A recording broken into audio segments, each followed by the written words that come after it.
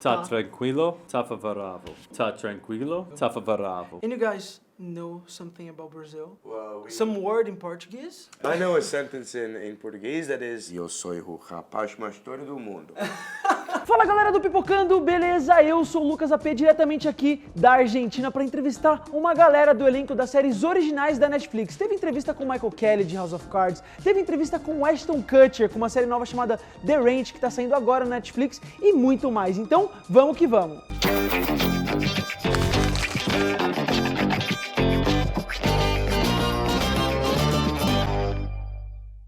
It's obvious that work with a close friend or something you know is better than people that you hate. And brings a totally different dynamic to the set. But how do you think this translates to what we are going to see on the ranch? The fact that people are familiar with us as characters together, and the fact that people actually know that we're connected together as friends. I think there's a part of it where everybody wants to be on the inside of an inside joke. Mm-hmm. And I think with the ranch, everybody gets to be inside. Do you like beer? Mom, I got a trial tomorrow.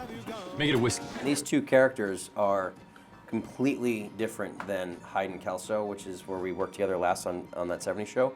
But there's also so much similarity in the way that we do the comedy with these characters and the way that our relationship is as friends, as brothers, and as lovers and haters. So it's our hope that from day one, people feel like they've been watching these guys forever. Yeah. CTHD is already considered a classic and has a huge fan base. Was it a challenge to create a new approach to this universe that pleases both fans and newcomers? Yeah, you know, it's always when you continue a story that especially that's been 15 years and you know in between, you try and figure out ways to bring the essence and the quality of the first one while also infusing some new elements and to make it relevant to today in today's time. So you know there is a challenge, but there's also this cool part that we get to be able to introduce these movie like this to a new audience and a young audience, and also bring back the people who did enjoy the first one.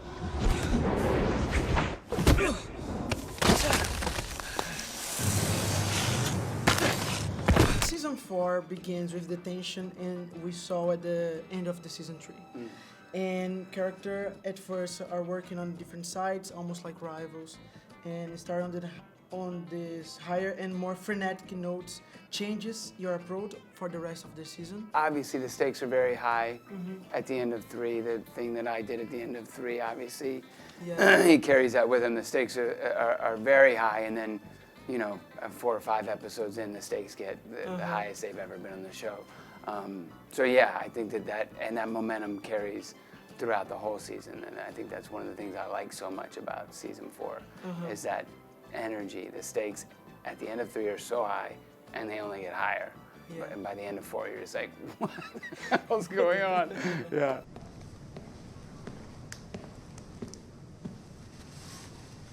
It's the president. And both of you have previously worked on TV before the range, of course. And how different was the experience of working with the freedom that a Netflix show gives to you? When we put this together a couple of years ago, the idea was this has to be on Netflix.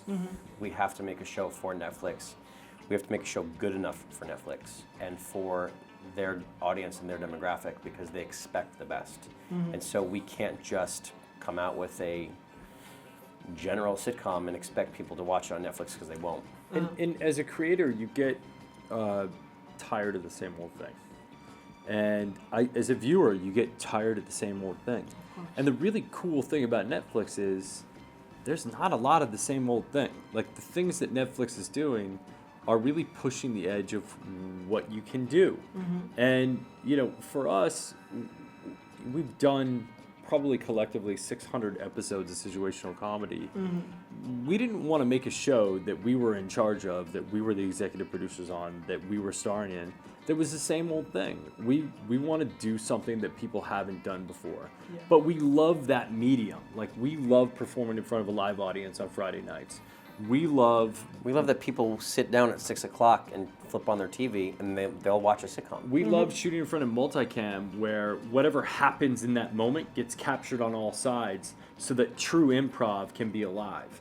All of those things we love, and so we wanted to embrace that, but also push what the boundaries of that medium could be by changing the lighting, changing the way that people talk to each other, changing the way that music plays with it, changing the way that it gets cut. We don't have commercials. We don't have to be reverent to advertisers. We can be completely irreverent and tell deep, dramatic story with comedy. And say whatever we want, in a multicam situational comedy. And I think that fits the Netflix brand. And on April 1st, people will decide whether or not they agree with that. What the fuck's on your feet? They're Uggs. They're ladies' shoes. You are not an actor, but you have some impressive skills of dancing skills. And did it help you to shoot the action scenes in the movie? Yeah, it definitely did. It helped me in a way where I wasn't singing and dancing to music, and but I believe that physical movement movement in general is all intertwined in some way or another. Whether you're an athlete, or you're a dancer, or you're a martial artist, you can mold it into some way. And obviously the techniques you're going to have to learn and build upon.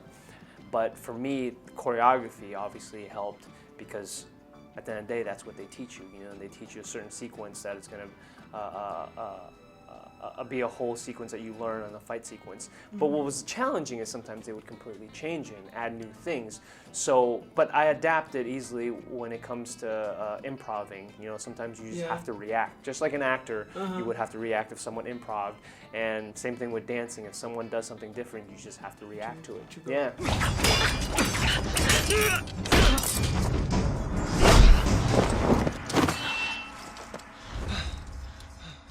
And working in the series somehow changed your vision about real-life politics and politicians? No.